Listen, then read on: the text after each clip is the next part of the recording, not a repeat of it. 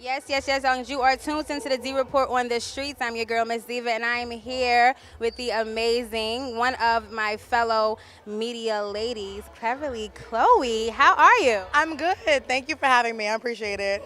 I've been wanting to get close to you. I was at a few events. That's the thing. Shout out to my cousin, Alora Dance, Trey, and I know you guys are cool. But I didn't get a chance to get next to you, and you've been doing your thing out here. So I know that you hosting the event first of all. You're doing an amazing job. We're gonna get some tips later, but I want you to talk about your show. I know you was doing podcasts. Now you have like your web series. So let's know about that. So I was originally on a podcast, a radio show called Word of Mouth Radio, and I also had a party in the city that I curated with my co-host of mine called The In-House. And I've since kind of like separated myself from all of those and kind of pulled back and tried to divulge all of my energy into Clever in the City, which is my official web series on Genderland.tv. And it's just a web series that kind of is influenced by Sex in the City. The show. Everybody thinks that they're Carrie, so I have curly hair. So I'm a Samantha. okay. See, that's perfect because I ask people who they think they identify with most. But it's just a web series to help creatives really find inspiration and find motivation when they think, working in the big city in New York, it's hard.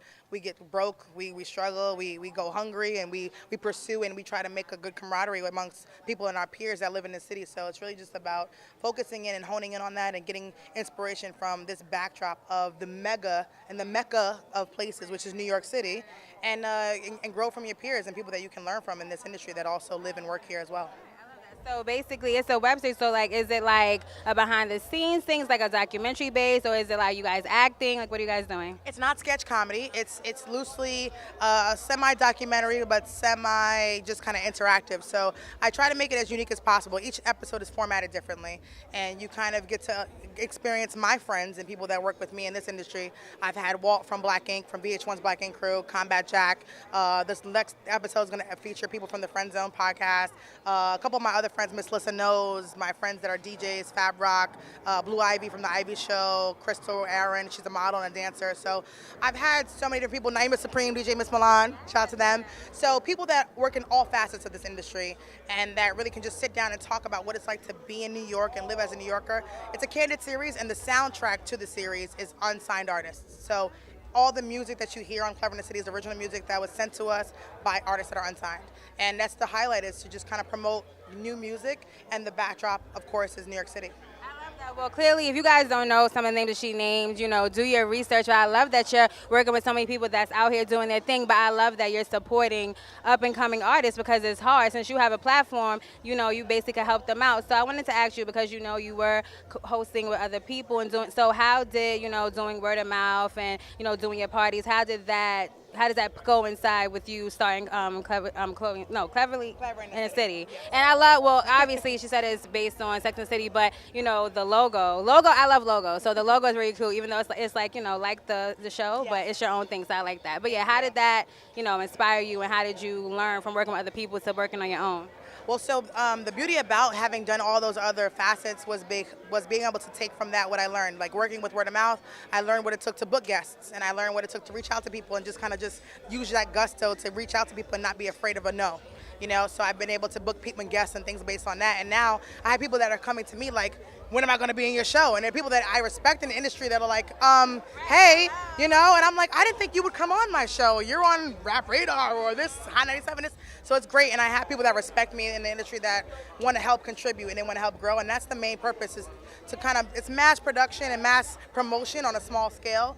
I've always been trying to kill two birds with one stone. So being able to listen to music and identify new talent, that's what helped me with word of mouth. We had to listen to new submissions and new music and pick favorites. So I've been able to train my ear, a tuner, and fine tune it to the streets. And all these people that I've had on here may have been supportive of me before or not, or they're new, but they just want a shot and they want an opportunity. So that's my main focus, is to try to help as many people as I can and do it in a way that's creative, that makes people intrigued. We've done it in black and white. It's a series that's been successful without color. Yeah, and it's just so you can kind of just focus on the audio. There's no clout, there's no confusion. You don't get distracted by anything else. And it goes back to the essence. I'm a media major, media head. TV, we had to wait for color, so it's nothing wrong with that. We still watch I Love Lucy. I know I do. Yes, so right. favorite. So if you don't have, it's not really that serious, and it makes you think too, like, oh, that will look good in this color. But you mentioned, having to deal with getting no's. So because I'm on the outside looking in, I see you, because you might not think that or know that, but even though we're in the same field, because I am so up and coming. You are, you are too, but I watch you, I respect you. So like you're one of my like media idols. So you have to tell us, how do we take a no, like, and what to do? Like, do you stay persistent, keep going, and like, do you keep trying? What do you do? I've been blessed and fortunate that a lot of people don't tell me no, but they'll say not right now. And that's okay. A no is not always an infinite never. Sometimes it's not about the right timing. So you have to know about when your season is and pay attention to when is your season. Because a lot of times I realize, and I'm thankful that right now, what I asked for back then and maybe 2 years ago, I wasn't ready and prepared for it. Now in 2017, I can offer something to somebody else. Because my main purpose is to never ask for something without offering something else in return. So I never want to come to somebody with just a handout. I'm always extending another hand back to them. So a no is not always a never. It's sometimes a not right now. And that's okay. If you keep working and you're consistent, people want to kind of see what you're about and see what your motive is. And they want to make sure that you're not just in it for the right now, for what's cool, because a lot of people want to do what we do right now because they think it's easy. And it's really not easy. But why do they want to do it? Because we've made it look so effortless. But they don't realize the amount of work that's been put into it. So as long as you keep grinding, you're persistent, and you're genuine in what your contribution is to this earth and this planet, the universe is going to reciprocate it 100-fold. So where can we hear the soundtrack for the web series? Well, so the soundtrack for the web series is on SoundCloud. We're going to actually release the official end of the season this week, next Friday. My season finale drops this Friday for Clever in the City, episode 5. So check that out. Dinnerland.tv. You'll be able to catch that, /Clever in the City. And then you can catch up on everything else on YouTube, Clever in the City. And you can follow me on Instagram and Twitter or Snapchat, Clever in the City, or Cleverly Chloe, I should say, on all social media platforms. And I hope you guys enjoy it. I love that. First of all, you ain't gonna shout yourself out? No. Right. But I love that. That's how you know she's trained. Yeah. Blip, blip, blip. 2 C's in the house chasing cash. Cleverly Chloe, man.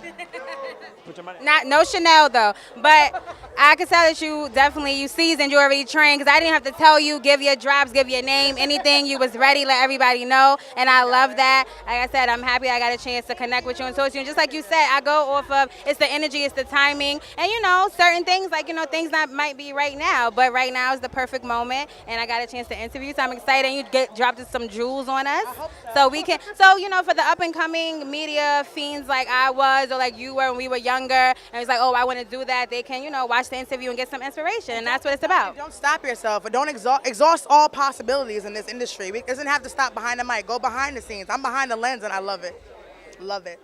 I was behind the lens in school. Veg could show me some more things, but as long as I know how to get my angles, give some nose room, some headroom, get my bust up, that's all that matters. So shout out to Cleverly Chloe, Clever in the City, Dinnerland. Make sure y'all tune in. Season finale. What day?